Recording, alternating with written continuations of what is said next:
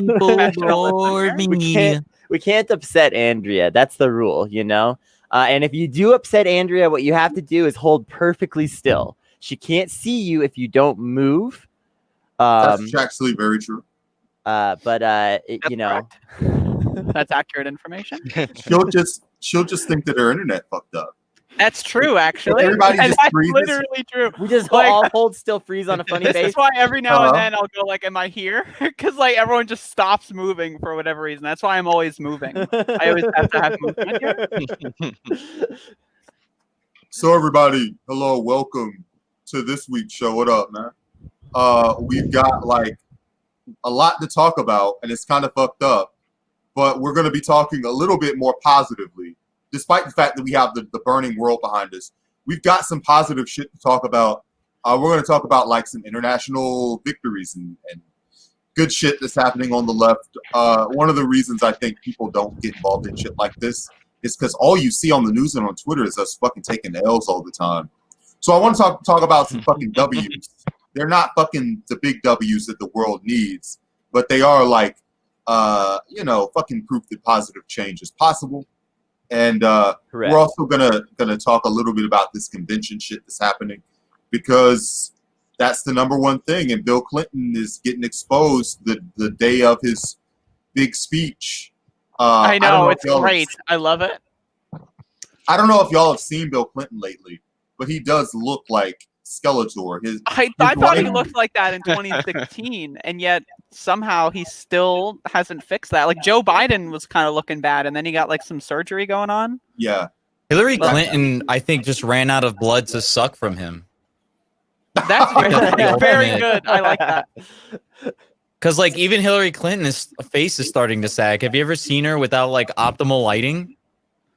Like She in that one looks picture like an where she's in the 80-year-old grandma. hallway and she's like, Yeah. I mean, he is an 80-year-old grandma, right?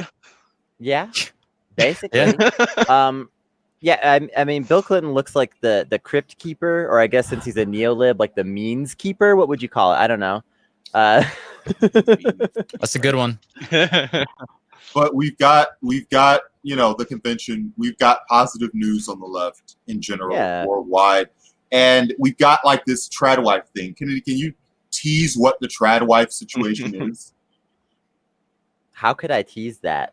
Okay, can you just give it? Can we just kick off the show with that, since there's no way to tease it? Listen, it's time for a centrist compromise to stop COVID. Okay, like we have to come together and stop the coronavirus crisis, and the only way is forced feminization. Obviously, conservatives are not going to go along with this that easily, right? So here's my proposed solution: is that we all force feminize, but we all become trad wives. This way, the left and the right wins, and we stop COVID. I've been way ahead of you on this. I've been doing this for the last 3 years, actually. Yeah. How's it going? Yeah. It's going pretty well. Does it come with free breast surgery? Unfortunately, not yet. I'm waiting for my Soros check. Yeah. Listen. You've been putting in these hours. You've been grinding for Soros. You've been putting in that work. When is Soros going to come through for you? Please notice me. I know. I've been waiting. I think I'm going to take a Twitter. I'm going to take the. Everyone's talking at the same time. This is great. We all have so much trad content. Yeah. All right. Yeah, I'll moderate, I guess. Rachel, talk. None of us is free until top surgery is free. Thank you. It's very true. That's correct. Andrea, what do you feel about an all trad wife society? That's pretty good. I'll take that. I endorse. I'm a little bit concerned that because if we're all trad wives, doesn't it defeat the definition? Like we can't all trad wife for each other. Like somebody's got to leave. We're not gonna be gay. If that's what you're worried about. We're just gonna be gal pals. Gals that are pals. Is this like back in the 50s when lesbians would live together and just call each other roommates forever? Is that basically what we're getting at here? It's Like a just Barbara two. Jordan It's just thing, two yeah. trad wives who are best friends and live together. It's not a.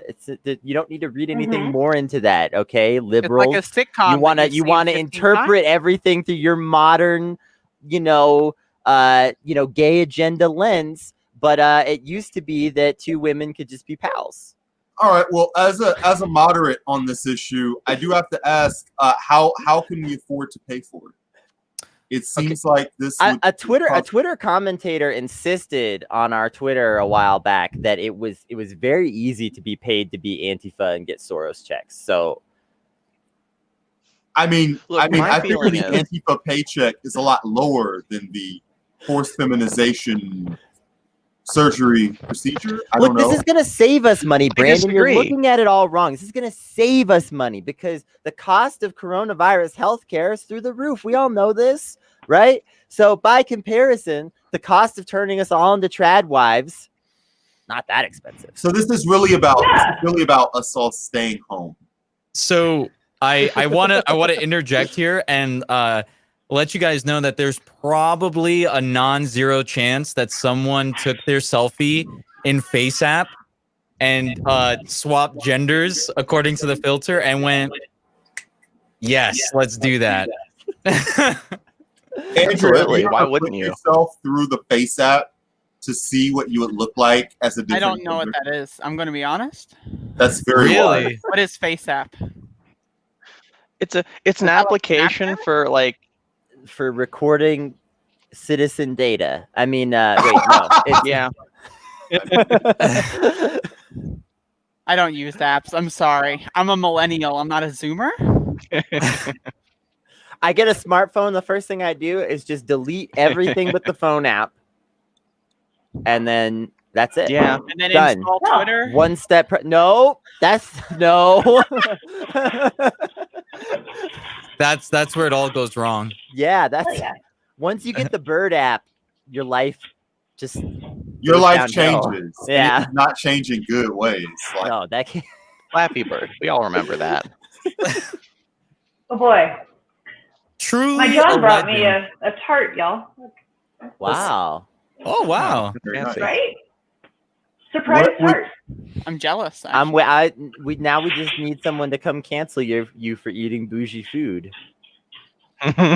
Yeah, can we zoom you? Can we now hold up the tart? Hold up the tart. Now and say s- I'm doing socialism. You gotta say it. What am I supposed to say? You gotta say I'm doing socialism. Oh, this is me. Me doing socialism. All right, that'll be a clip. We'll put it out, and Uh-huh. you can get canceled really quickly. It'll be great. Boom. We need that heat. It We needs need to be on a charcuterie board first. We need a Yeah, can Discord. you take that True. fruit tart and cut it up next to some little bits of salami? I feel like that would really. Oh yeah, then I'm gonna get in on this. We should have a show called Discourse Today, and we just take notes from people who have the bizarre takes that blow up, and Is then we this not- interview them in a month, and we just like, how did that go for your life?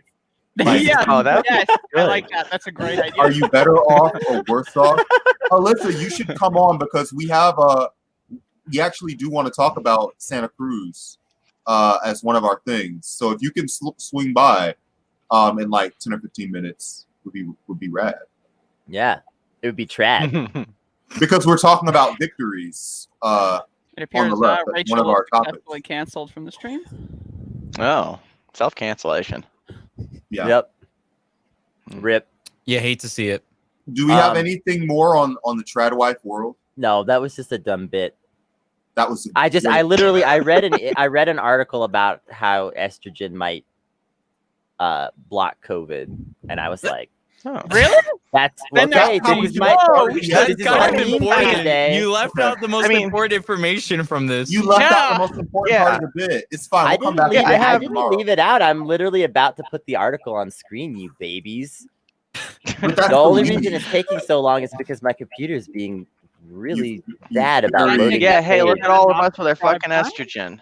Doing fine. Healthy. All right. Can Wrong. estrogen protect against coronavirus? Here's our latest results. I love the idea that it's just estrogen. Like you just put estrogen, it just works. So what does it say Putting in estrogen summary? in the coffee. All right, let's just go down to in summary. This is a very long article. Alyssa, we got good didn't news. all of it. Estrogen protects against COVID. In conclusion, I also Holy shit. men are more Wow. likely to suffer from severe COVID-19 than women, but the reasons why remain unclear. Scientists suspect that the hormone estrogen may have a protective effect against COVID-19. We analyzed data from more than 500,000 women using the COVID symptom study app to see if there were any links between estrogen and COVID-19. Menopausal women were more likely to develop symptoms compared to women who were still having periods. We found that having regular periods was protective against COVID-19, as was taking the contraceptive pill, but hormone replacement therapy did not seem to offer any protection. So this is why it's a joke.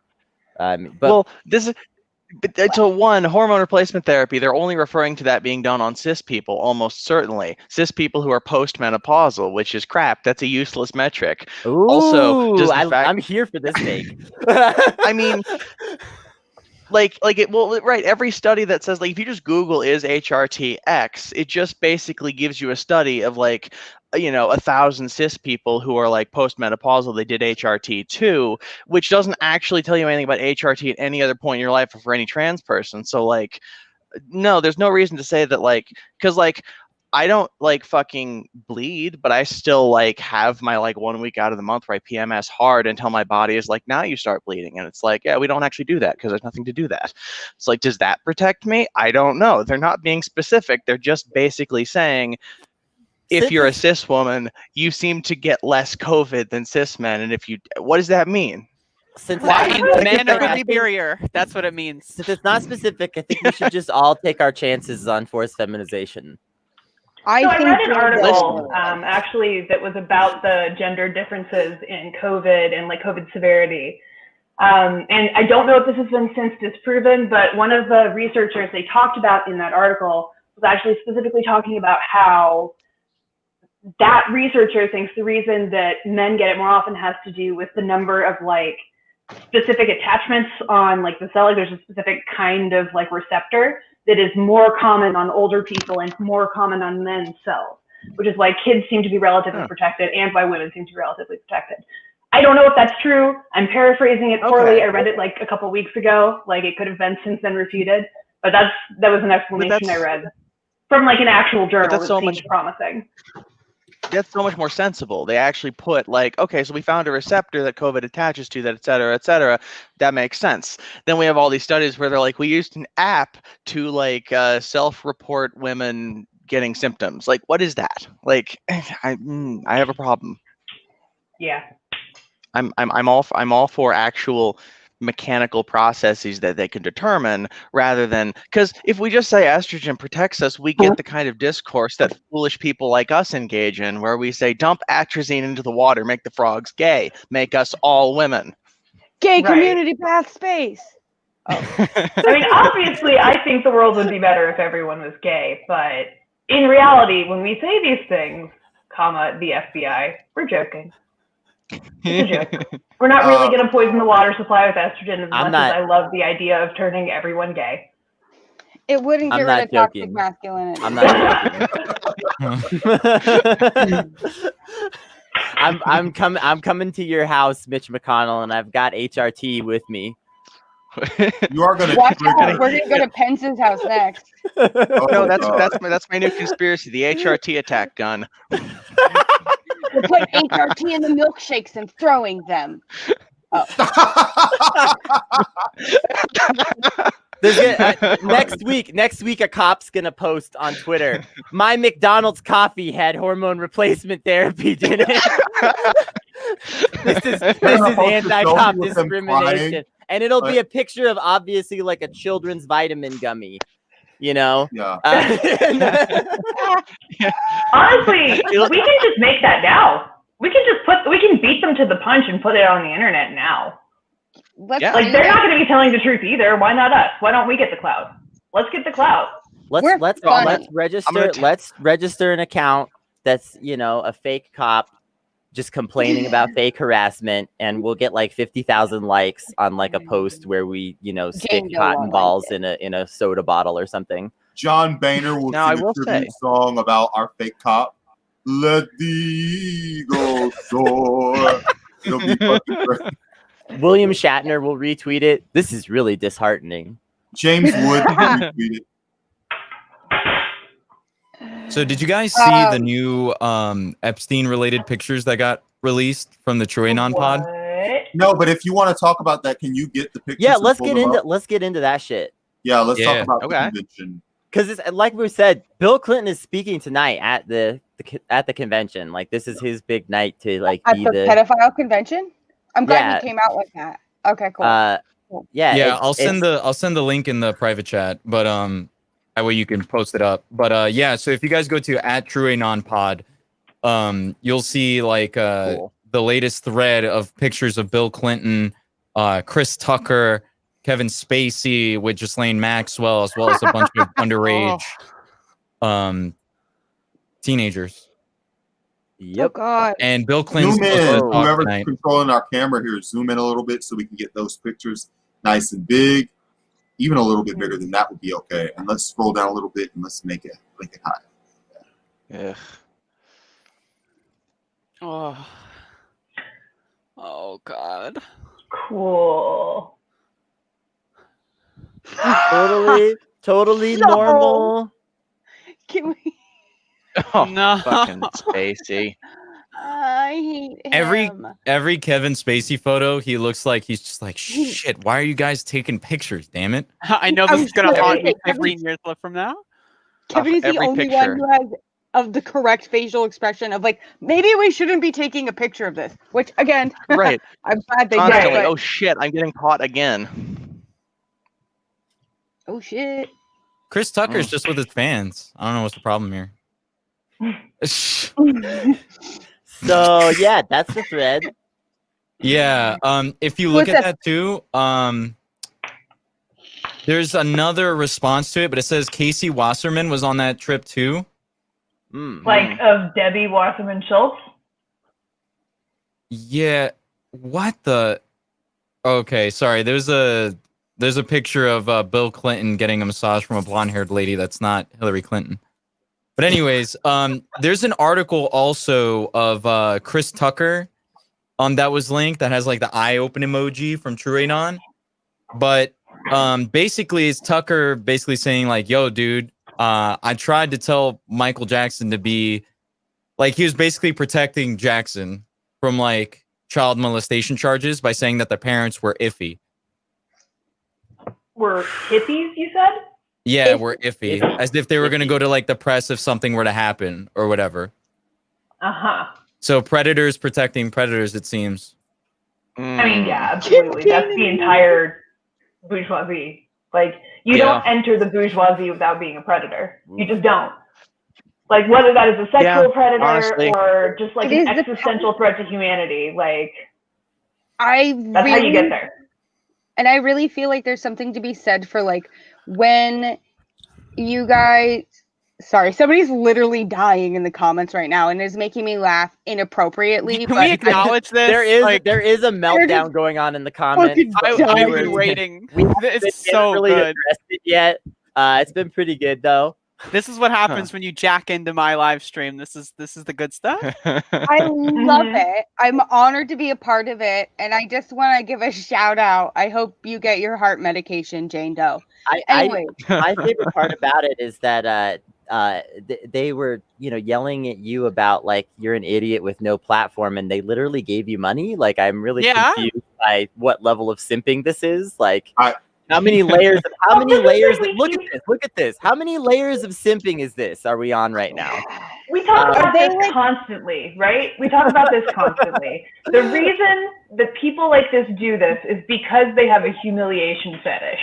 And this person is paying for the legitimate service, the legitimate sexual service, because sex work is work, of being humiliated by us.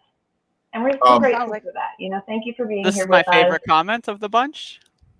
Mm-hmm. I was dying. Jane, I want whiskey you to know. and gunpowder. Next week we've got a show coming up hosted by me, Andrea, and Rachel, and we are going to be doing a fight commentary over viral videos where black people beat up white people, and we'll be rooting for the black people. I didn't even know that was happening. Oh yeah. And Jane, I want you to definitely be tuned in because you'll definitely love that programming. It'll be great. Can we, great. can we Yeah. do something They keep fun calling with us the name on that? commies. Call it I Jane's mean, like, Edition. literally, yes, I'm a fucking communist. Congratulations. Yeah, You picked up on it. I want Alright. a classless society. All right. I feel Anyway, like You're welcome. Alyssa, Really what do you doing got? the deep dive there, Sherlock.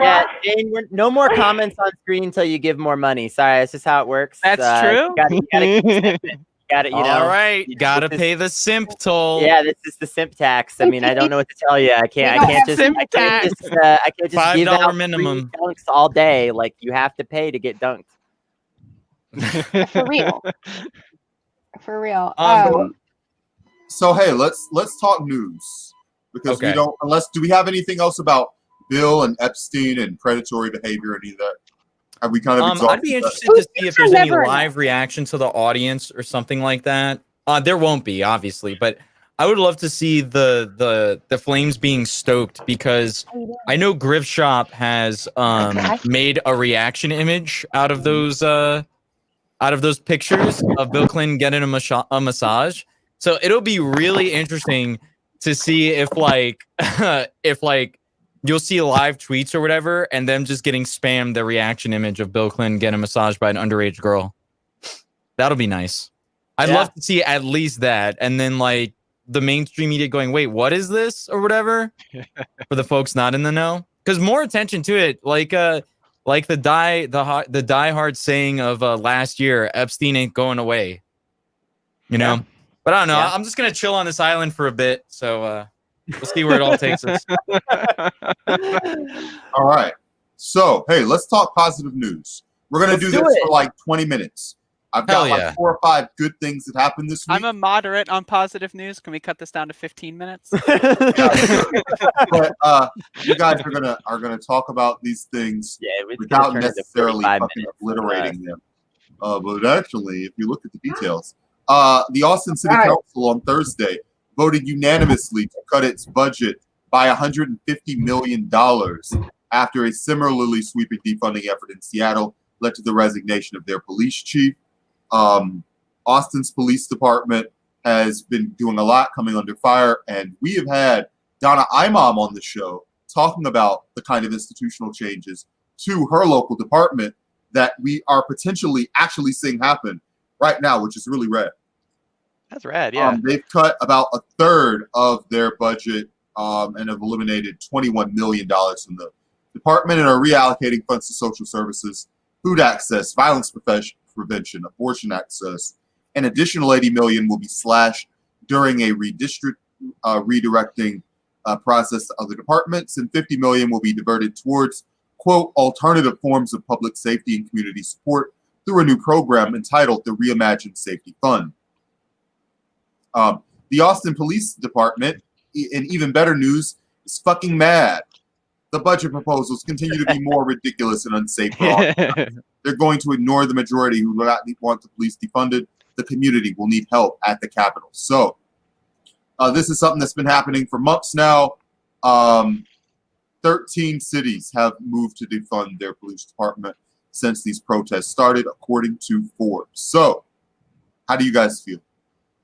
I feel Pretty like good. protesting works and rioting works faster, and that's why this happened. Yeah, Have there that's been correct. riots in Austin that we know of? Like, How many years since the Civil Rights Act, and it took like 2 months of aggravated protesting on the streets to get the police to be defunded in 13 cities? You know, Yeah. like how many years since the Civil Rights Act of us voting as, you know, minorities and stuff throughout the years of voting and voting the blue no matter who, etc., and like getting promises on like police reform, etc., only for budgets to increase. Yeah, we protest out on the streets for like 2 to 3 months, and 13 cities get defunded, or at least some defunding, right? Unfortunately, what was it? Where it all started, Minneapolis. Some part of the city government actually bypassed the city council's decision to defund the police and like pretty much abolish it. To just no, we're gonna keep it all intact, and we're gonna keep the same budgetary plan moving That fight will forward. be going on for a while, probably, from the sounds of it. Yeah, Yeah. it's definitely gonna be an fight on that course. But also Bill de Blasio also just didn't defund the NYPD at all either. And like, excuse my language, but he is such a cuck. Just in terms of like the way they treated his family and all this other stuff. Like, it's just ridiculous how this man still simps for the NYPD. And he still uses it as a military, like as a private military force, as he said before, or as Bloomberg, I think, said before, that the NYPD is essentially the mayor's like private military force. He uses the NYPD as his own personal bodyguards. So it's like this so-called person who rode the sort of lefty sort of wave into the mayorship and, you know, has endorsed Bernie Sanders constantly, is now not doing anything. And the protests are still going to be out in the streets because guess what? Like, yeah, you know, a lot of these protests happen in super metropolis areas, but that's because a lot of those areas are also over policed when it comes to low income neighborhoods. And I wonder who's in those low income neighborhoods, Brandon. Should we give them some insight as to who's in those? Brandon dipped out, so. No, Brandon. I am here. Here he is. Okay. I am here, and I know who's in these lower. You missed the spot. People Yeah, who you're good. can be mobilized to be bad at cops, which is great. That's who's in them. And you know, Flow girl, correct as always. and I think, you know, we have seen through these protests how they can very easily become self-sustaining. Not in terms of like, you know, they're not creating communities that are like functional or anything like the Zapatistas, but they are motivated by the police brutality, right? And then, you know, and we know this firsthand from going to protests, the police will attack us, the protesters, and then that just feeds into it, you know? And so it's this like feedback loop where the more times you'll do this, the more times you violently suppress us, the more we are motivated to keep showing up and protesting. So it's like, you have exactly one option here. And it's you stop. You stop doing brutality every single time somebody tells you no. That's So correct. hey, let's go from national to international, and let's talk about Kiwi Bank, which is a bank in New Zealand that not only is going fossil free in terms of oil and gas, but also is divesting from fossil fuel. Kiwi Bank is not doing business with any, you know, coal, oil, gas companies at all. 350.org was able to put out this press release a couple days ago. It's not every day that we win campaigns, especially when we're taking on major corporations like banks. I want to tell you the story of this campaign. This has been a 4-year campaign. And kind of this entire press release, which I will link to, we'll put the link up, really is there to celebrate. Like, people are able to do these pressure campaigns, even though they take a long amount of time. And the cliff notes of it are, they made a research project. They put money together to get a professional research project and have notes on it. They released a major report and promoted this report to the media. Then they flooded call centers of different banks, demanding that they release a fossil-free policy. They did local protests in multiple cities. It spent, you know, they got a commitment early in 2019, you know, saying we're listening, we're hearing, we'll do better. And they continued that campaign. They called, they wrote, they visited them in person. And in November, they also asked the government to assist in this as well. They won this campaign in March. And afterwards, they hosted events writing personal letters to the CEO. They wrote 100 letters to the CEO. And last week, they announced this policy. So this was something that took like a large amount of time and energy from, you know, tons of people over the course of years. And really 2019 seems to be when they were able to really like hit the gas on it. But I think having that kind of media, you know, that media profile from commissioning a professional report also helped. So yeah. Yeah, that's awesome. I mean, like, that's the whole idea of the idea that when you don't give up and you don't like just take these breaks and go like, all right, we'll do this later, you just win. You know, like, because it really, this is one of the things about capitalism that capitalists don't like, is we're at the point where a majority of people think racism is bad. Now they might still do racist things unknowingly because they're dumb and they're brainwashed, but like racism doesn't sell like hotcakes anymore. And like, doing all this stuff that destroys the planet doesn't sell like hotcakes anymore. And therefore, it's in a lot of ways more profitable to just do the thing that people want. Yeah, but at the same time, people's conception of racism is usually pretty inaccurate. And I think that has been a deliberate a deliberate consequence of the kind of messaging the media has done around racism, to frame it as like individual instances of, antipathy or of violence, when, in reality, racism is so much bigger than any of that. And, I think that it's a lot easier to say like, oh, I am not unkind to these people. It is a lot harder to really own and understand the way that structural problems affect people, especially because they only exist in sort of these abstracted ways in aggregate that we're drawing, conclusions from patterns of. So there are a lot of people who can't see it, who can't touch it, who don't believe it's there, Right. Mm-hmm. And it's important to remember, like, Kiwi Bank is not a huge bank. Like, they have like 5% of the market. So it's like a boutique bank, just in terms of their reputation. So I'm sure that there was also the calculation of like, hey, we can be the first bank to do this and get people, on board and interested in what we're doing. But that's still good. Like, that's still like good and important. The fact that they had to run a really long campaign is pretty important, because we can easily, because there's so much shit going on and going wrong, it's very easy for us to get distracted. And like every week there's a new outrageous thing to be pissed off, about. So we've got to get that shit together, Yeah. I mean, the hits just keep on coming. So, hey, I want to talk. Wait, do you guys have any other insights on campaigns and campaign forming and all that other stuff? Campaigns in terms of what exactly? like just activism, like group campaigns, pressure campaigns on local businesses or organizations or companies. So the thing about a pressure campaign is you have to actually make the person uncomfortable.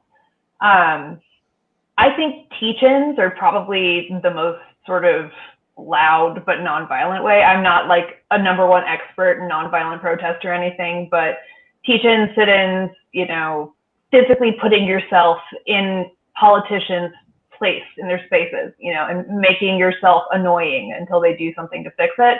It goes a long way. You can bully politicians into doing things just by showing up at their office and yelling at them a lot of times, because they're people. Just because they're rich and powerful doesn't mean they are not people who you can actually pressure and make feel things and convince to change. So before we highlight some comments, and kind of like rip Thank them. the Lord, I'm laughing at the most wanna, inappropriate things. I just want to, first of all, yeah, thanks, brother, appreciate it, Chira. But I would like to say real quick, there was a couple of comments here from a Charlie Walker that I think is pretty interesting, because he's saying that in his part of the UK, it's whenever he calls the cops, it takes like 20 to 30 minutes for the cops to come before they're able to respond due to funding or whatever the case may be. And I would just like to say that, first of all, the cops, I'm just going to say it, I'm just going to say it for real. White people use 911 like customer service. Yeah. Like, that's correct. It's just the truth. Like, 100%. It might not be where you're at in the UK or whatever, but straight up, dude. No, it's worse. If there is a minor altercation or something, I'm gonna give you guys 2 examples, real fucking quick of why the police do not need $1 billion or $100 million for like 200 bodies or whatever to cover a 10-mile radius, right? So I'm gonna tell you real quick 2 stories. One, first of all, to preface, I work at a hotel. Secondly, I work night auditing. So there was one time during lockdown when nobody's really supposed to be traveling, I had one Indian family come to me from I think it was Maryland or something like that, and they had an emergency, a family emergency. I think one of their family members was really sick, potentially passing away. So they came over here to stay at my hotel for the night. There was this white family that also checked in that very same night. The white family came downstairs to me to tell me that the Indian family was smoking weed in their room. I say, okay, I'll go investigate.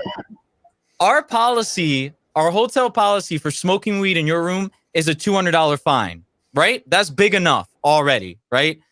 Then I say, okay, I go investigate. I go upstairs. I smell or whatever. I'm like, whatever, housekeeping can snitch and say that there's a weed smell or something. I don't give a fuck. I'm not gonna worry about it. 15 minutes later, 6 cop cars roll up, block all 3 entrances to my hotel, and I see 4 police officers pull through the front door with Kaine over a fucking weed smell. Okay. And then on top of that, two people ended up getting arrested that night over fucking weed, dude. And when I asked about it, when I asked the cops, why did you arrest them? They were like, basically like they lied to us by saying that they didn't have weed. So like we just had it, like that escalated the charge and all this other stuff. We would have just took the weed away and just been like, bad, no weed. But because they lied and all this other stuff and we had to investigate the room, we had to do it. So let me tell you the tale of the time that the cops, I was 19 years old and the cops searched my house for drugs. So at the time, like somebody had, for some reason, decided I stole a shitload of Xanax from them, as though I've ever been a downers person and not an uppers person. And I'm sitting there like 19 years old in, my very first living room outside of my parents' house. And suddenly there's a cop knock on the door. And at this point in my life, I'm still like thinking that cops are our friends or whatever. So they come into the house, they find my weed, they find my vibrator, they find all kinds of fun and exciting things. They do not find the felony's worth of Xanax that I did not steal.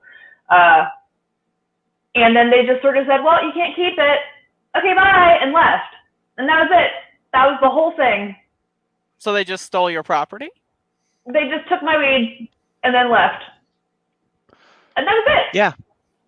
I mean, they did bully me into letting them into the house and take advantage of the fact that I was a kid and didn't really understand like how to deal with cops yet.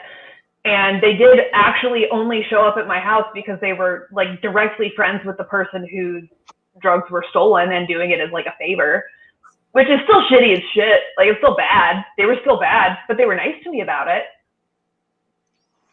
I mean, yeah, I think it's because I'm white. You can look at story after story and like the bias will just be apparent so much of the time, and like also just people just talking about like the cops like taking forever to get to you. It's like that is the whitest thing to even complain about, I feel like. Really? Yeah, like my thing is like if it's like a violent crime, okay, but chances are you're not like experiencing burglaries 15 times a year to the point where you have this metric.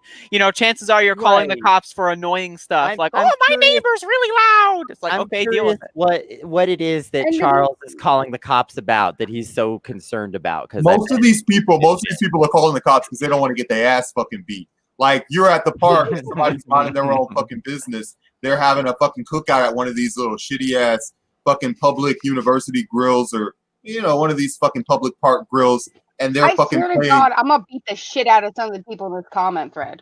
They got the ghetto blaster. They got. By the way, thank y'all very much. All views matter, and we definitely monetize all the view time and shit as we're working up a partner. So please tell your friends as well. But anyway, so they don't want to go and be like, donate money or I'll beat your ass. Tyrone's got the ghetto blaster. I'm going to tell him to turn it down because Tyrone might body slam them and they'll be in a viral video getting back body dropped by Marcus. So they are like, well, we just got to call the cops because we can't like have human conversations with people. And whether, Marcus is like a regular ass dude who has like a day job, but they've seen so many viral videos of white people getting their asses beat or cucked, and they're spending all fucking night just fucking beating off to that. that it's fucking consumed them mentally and emotionally. They don't want to. They're just terrified of confrontation. Yo, Brandon, Yeah. real quick. To add on to that, that was like my second story. I went again. I was working a night audit shift. There was a verbal altercation on the 3rd floor with this black family where they just got loud. No physical, like nobody got hurt or anything. And I got like two white families calling down, saying, "Hey, can you guys go investigate?" I go, "Yeah." I go upstairs. It's done with. They're like, "Nah, we don't need to tell you any of you guys anything." I'm like, "All right, thank you. You know, whatever." They yell again in the hallway, like 15 minutes later, like they have another verbal altercation.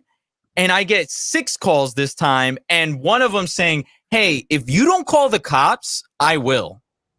And I'm like, nobody's been hit yet. None of this shit. But this is what the fuck I mean when I say, yo, like white people use this shit for customer service, bro.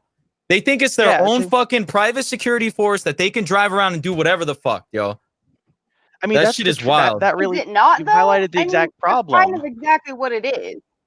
Yeah, that's the I mean, exact if problem. you're rich It and is a white, private it security works for force. you, and Listen. they do whatever you ask. Like, period. It doesn't matter what the Yeah. laws are. I love to spend all episode talking about white people's psychology, but we actually should also talk about UC Santa Cruz. Hell yeah! who Oh, had yeah. something Okay. very interesting Let's do happen, it. which is they had a fucking strike. Alyssa, you probably know more about this than fucking Popular Resistance does. Do you want to talk about the strike situation? Oh my god. Well, yeah, I'd love to. We have been fighting for this strike for a long time. I'll be real with you, the media representation that we're seeing isn't all entirely the coolest, you know. So but long story short is we went on a Wildcat Strike because the union wouldn't do it when they had more people voting in favor of a strike for our UAW than they had people voting in any other thing that they've done before. So, wait, what? Oh, okay. I'm not reading these comments right now, y'all. So, long story There's a lot short is going the on. things started at UCSC. There's so much going on.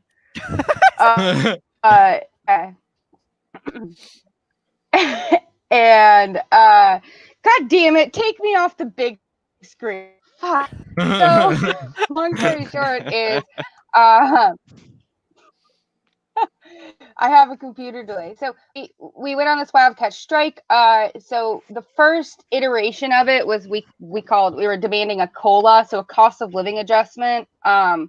Most UC students, specifically grads, are students who are expected to live on this campus, are locked contractually into how many hours they're able to work, not allowed to take on any part-time jobs, right? And so most of them live on campus and have things like we're paying anywhere from 60 to 90% of our income back to the university because guess what? California's largest landlord is the University of California. And so before COVID, we had been able to work with the other UCs. We had a lot of people who were really involved. We had almost every single UC was going to be going on strike with us. And they ended up sending, we were being surveilled by the National Guard. They spent more than $300,000 a day and to our very, very peaceful protesting. They absolutely responded with force and violence and spent much more money than any of us requested to be doing these things. And I mean, I watched them rip the hair out of my cards' heads. I watched them break ribs. They had cell phone jammers. And this comes after the UC had already admitted to surveilling our emails, which we all have to use, and blah, blah, blah. So there's a lot of compounded things going on here, but the demand, oh, sorry, I'm just ranting. Demands essentially came down to, we need to have safe, equitable living spaces, access to food. One of our hashtags was not eating as usual because most of us can't afford to eat.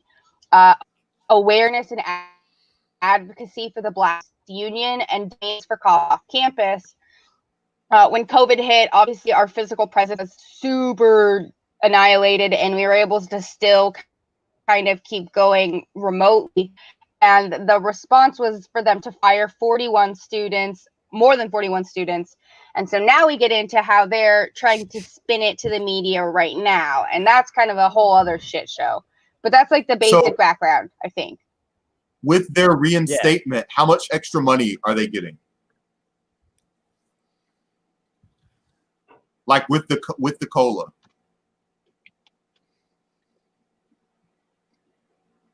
We didn't get a COLA yet. We're still on strike. They just hired us back. So people were given, this is where it gets super muddled, right? We didn't get any cost of living adjustment. Family student housing, for instance, just this June raised their rent even higher. And it's still continuing, and they weren't willing to do any retroactive things. There was a small payment, and they've tried to rephrase certain other things to look like everybody was getting money and that they were getting a cost of living adjustment, but they've absolutely failed to engage with us in every capacity. Okay. I love that whenever we talk about like, oh, this is good news, what happens is like we bring somebody that's in there and they're like, it's good, but... Well, I was It's actually the going to say struggle. way earlier that this is one of the reasons why the left doesn't celebrate enough victories sometimes, is because like that bank thing earlier, that's a really easy one to look at and just go, it's green capitalism, fuck off, right? Like, or any of these victories that we're looking at today, like from a jaded enough perspective, you could say that they're worthless. And of course, that jadedness can come really validly, like in the case of Alyssa here, who is a part of these protests and is like, yeah, I'm jaded because this shit still sucks. So like, it's like there is a validity to like the jadedness of the left, but there's also like, sometimes there's a point to taking a step back and saying some of these victories are worthwhile. Maybe this UC one not as right. But... So I think it's an important thing to take in stride. We're nowhere close to being done, but we've also set a precedent, right? We've set a few precedents. This is a historic strike. This has taught so many students so many different forms of mutual aid, comrades, and like just non-stereotypical narratives on that you typically encounter in academia and the ivory tower, so to speak. But one of my biggest beefs is our biggest demands have been cops off campus and hands off Carlos. And Carlos was one organizer who was absolutely fucking singled out. I cannot emphasize enough that people go check out the California podcast. It's like Cola, K-O-L-A, and then like California, but it's put on by a lot of us strikers and their stories, and it delves more into like how this was kind of a backward, like kind of a slap in the face. It was great. I'm so happy our students are reinstated, and I want to prioritize that. I think it's so important, but I do think it's really important to recognize just like how much mainstream media and how interconnected like the education system is, like all of these other things are all interrelated. And this is where I come back to like just the universities are escape almost all fucking forms of criticism. Like, do y'all remember Operation Varsity Blues? Like that just fucking went out the window. Nobody's talking about that. That's like, that was when what's her face chick from, I can't remember, but a bunch of celebrities got caught basically like stealing, like finagling different systems so they could get their students admitted into the Ivy Leagues. So like USC and all this stuff. But there is no accountability to be held for the fact that like even down to on a minuscule level, how, you know, who gets funded, what types of research we're doing. All of this is so intrinsic that it just, I think that it's important to be like, yes, we have this victory. No, we're nowhere close to done. Sorry, that's my rant. And look, that's important. Yeah. That's important. Kennedy, I'm about to do a quick roundtable on the convention, but you talk afterwards. Andrea, do you have any hopes for the coming convention? I am not watching a single bit. I nights. refuse. I didn't watch Bernie. Bernie is the only thing I was even remotely interested in. So I'm done. I made it through Bernie. I'm done. The hard part's over. It's like a Band-Aid right off. You know what I mean? Charlie, do you have any hope in this convention? Are you going to be watching it? We're talking about the Democratic National Convention? Oh, yeah. What are we talking about? And if not, what are you going to be watching or doing tonight? What am I going to be watching or doing? Well, tonight I'm going to be streaming with Psychic Dolphin Garage because tonight's our theory stream, and we're going to talk about Designing Freedom by Stafford Beer, which I think is a much more good use of my time than watching anything the Democrats do. Slow down and let's talk about Designing Freedom. What is it? Oh, Designing Freedom is it's transcribed 6 radio lectures by Stafford Beer, the I believe British philosopher cyberneticist who designed Cybersyn in Chile, the socialist internet system that they basically used to create a planned economy in 1970 that was able to stop right-wing CIA-funded fake strikes. They were able to plan inputs and outputs and make sure that people had what they need. And then 2 years after it was really starting to exist, the CIA destroyed it and did the coup, and then did all the dictators we know there. So they had a socialist internet. So all of this is really about community building and like independent community building. What? In some ways, it's about buildings. So the whole reason it's called Designing Freedom is the idea is to use cybernetics, meaning like the study of the interface of people and systems, to design a system whose output is freedom, effectively, looking at like the complex variety of systems. And like, human beings are these very complex individuals, and we have to, as we build a society, sort of account for that. And so how do societies deal with that? Do they just let people, like, if you take our healthcare system, you could have a healthcare system who puts a lot of money into preventative care so that people who get sick don't get sicker, to reduce the possible things that hospitals need to cope with, which is a whole bunch of crises. Or you could do what we do, which is you don't do that, and once you get beyond a certain point of sick, you just die, which also reduces the variety of things the hospital system has to cope with. One of those is incredibly cruel. And so this book is a lot about, like, especially related to Cybersyn, like, how do you, like, because right now, one of the fundamental premises of one of the lectures is we use technology to do the opposite of what it's for, which is, and this is the thing I want to say to your point about, like, organizing and things. To my point, yes. Yes, to your point. Regarding organizing. So right now, a lot of the things that people do is we use Twitter or Facebook, Slack channels, things like that to organize people, which basically means that, well, there's a group chat that you can find all the information you could ever want in about what's going on with a group of people you work with, which is amazing.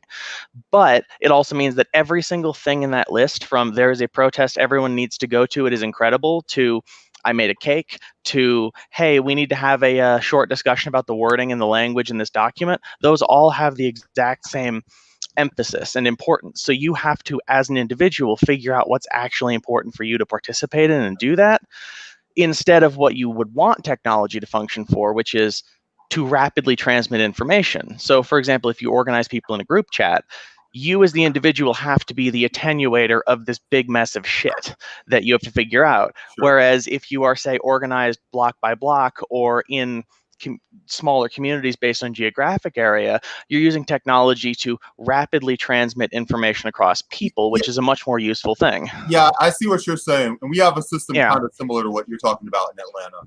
Like the block system is kind of sort of what you're talking about right now. Yes. We take the city and we break it up into zip codes, and we, have a point person for each zip code, and you're having like local meetings with 5 or 6 people that are in the zip code.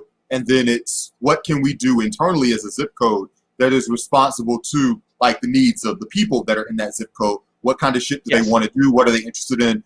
Who are they pissed off at? And can we make sure that we are guiding their pissed off at this in a coordinated direction? And that's just like in a productive way, Like this is about addressing the immediate needs of the community. This isn't about doing like Bastille Day or anything, right? This is about like, what can we do to help people right now? You know, what can we Yeah. do to fix this problem for ourselves right now? Yeah. And But in in a way- particular, like the diversity of answers and projects that people have been coming up with is really, really cool. Like, Yeah. there's a lot of And in a interesting way, stuff. it is about doing Bastille Day, because once you have met those needs of a group of people enough, and you actually have if you're using technology to distribute resources and goods to people based on what they need very rapidly in a way that everyone has like a lot of buy-in and wants to participate in the system because it helps them, and technology makes it instantaneous to a degree, so that like the only slow part is us bringing stuff to people, say, that can be really good. But then when it comes time for Bastille Day, you just send out a message saying, hey, this thing that helps you, we're gonna go storm that thing. You want to storm it? And half the people are gonna show up. Really, the goal is to make Bastille Day happen via text message. I will not be. Yeah. I will not be watching the DNC. I'm really busy. Aaron sent me a YouTube playlist of Black people suplexing white people on subways in New York.